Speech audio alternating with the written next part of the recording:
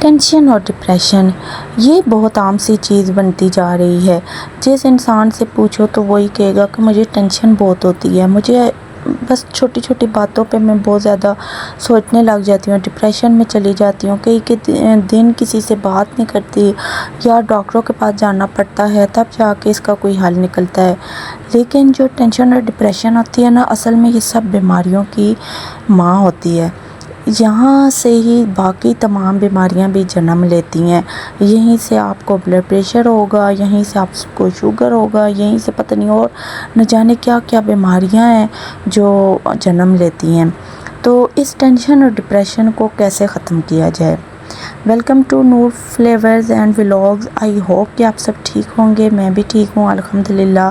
تو چلیں سٹارٹ کرتے ہیں اپنا ولاگ اور اس پر بات کرتے ہیں۔ ویورز، اکثر ہمارے معاملات میں ایسے ہوتا ہے کہ ہماری امید ٹوٹ جاتی ہے۔ ہم انسانوں سے امید لگاتے ہیں نا، تو جب ہماری اس انسان سے امید ٹوٹ جاتی ہے یا ہمیں کچھ ٹائم بعد اس بندے کی ریالٹی کا پتہ چل جاتا ہے، تو اس ٹائم پہ ہم لوگ کیا کرتے ہیں؟ ہم لوگ ڈپریشن میں چلے جاتے ہیں۔ نہیں، حالانکہ وہ ٹائم تو ایسا ہوتا ہے کہ ہمیں اللہ تعالیٰ کی طرف رجوع کرنا چاہیے اور اللہ تعالیٰ کا تھینکس کرنا چاہیے کہ اللہ تعالیٰ آپ نے ہمیں اس شخص کی، اس بندے کی حقیقت ہمارے سامنے لے کر آ گئے، اس کا فیس ہمارے سامنے آ گیا، ہمیں پتہ چل گیا، ہم مزید کسی مسئلے میں نہیں پڑے۔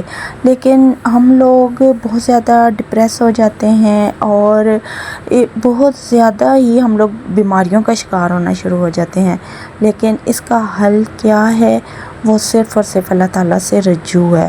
جب ہم اللہ تعالیٰ سے رجوع کر لیتے ہیں نا، پھر اس ٹائم پہ ہماری جو امیدیں ہوتی ہیں وہ سب اللہ تعالیٰ کی طرف چلی جاتی ہیں، اور یقین کریں کہ اللہ تعالیٰ ہی وہ بہتر سورس ہے کہ جو ہر مسئلے کا حل نکالنے والا ہے۔ انسان تو کچھ بھی نہیں ہے، بیسیکلی تو جو کچھ کرتا ہے وہ اللہ تعالیٰ ہی کرتا ہے۔ اگر ہمیں کسی بندے کی حقیقت بھی فرض کرنے پتہ چل گئی ہے تو وہ کس کے طرف سے ہمیں یہ سب کچھ پتہ چلا ہے؟ ہمیں اللہ تعالیٰ کی طرف سے یہ سب کچھ ہمیں پتہ چلا ہے۔ تو ویورز، ہم نے کیا کرنا ہے؟ غموں، ٹینشنوں، پریشانیوں سے نکلنے کے لیے ہم نے ایک تو اللہ تعالیٰ کو تھینکس بولنا ہے، دوسرا اللہ تعالیٰ کو استغفار کرنا ہے کہ استغفر اللہ و اتوب الیہ، استغفر اللہ و اتوب الیہ۔ اے اللہ، میں بہت گنہگار ہوں، مجھ سے کوئی غلطی ہوئی ہوگی جس کی وجہ سے میرے ساتھ ایسے ہوا ہے۔ کیونکہ ہمارے جو انبیاء کرام تھے نا، جب وہ کسی مشکل میں، کسی ٹربل میں پڑتے تھے تو وہ اللہ تعالیٰ سے کہتے تھے کہ اللہ تعالیٰ تو پاک ہے، اللہ تعالیٰ تیری کوئی غلطی نہیں ہے، غلطی میری ہے، میں گنہگار ہوں، مجھ سے کچھ ایسا ہوا ہے کہ مجھے یہ سب فیس کرنا پڑا ہے۔ تو ویورز، ہم ایسا کیوں نہیں کر سکتے؟ ہم جس دن ایسا کرنے لگیں گے اس دن ہمارے تمام معاملات آسان ہو جائیں گے۔ اصل میں یہ جو الفاظ ہوتے ہیں یہ بولنے میں بہت آسان ہوتے ہیں، اور ہم کہتے ہیں کہ پتہ نہیں یہ ان کا اثر کیا ہماری زندگی میں ہوگا، کیا ہم غموں سے نکل جائیں گے، کیا ہماری جو ٹینشنز، پریشانیاں ہیں وہ دور ہو جائیں گی؟ کیوں نہیں دور ہوں گی؟ اللہ تعالیٰ خود جب فرماتے ہیں کہ تم مجھے ان الفاظ سے پکارو گے تو میں تمہاری مدد کروں گا۔ تو ہم اپنے انبیاء کرام کی مثال لے لیں کہ وہ اتنے، جیسے کہ حضرت آدم علیہ السلام تھے، اللہ تعالیٰ نے ان کو زمین پر تو بھیجنا ہی تھا، لیکن ان سے ایک غلطی ہوئی، پھر انہوں نے اللہ تعالیٰ سے معافی مانگی، پھر اللہ تعالیٰ نے ان کو زمین پر بھیجا اور پھر زمین پر اپنا نائب بنا کر بھیجا۔ یہ نہیں کہ بس ایسے ہی آپ چلے جاؤ، نہیں، اب آپ زمین پہ گئے ہو تو آپ میرے نائب ہو۔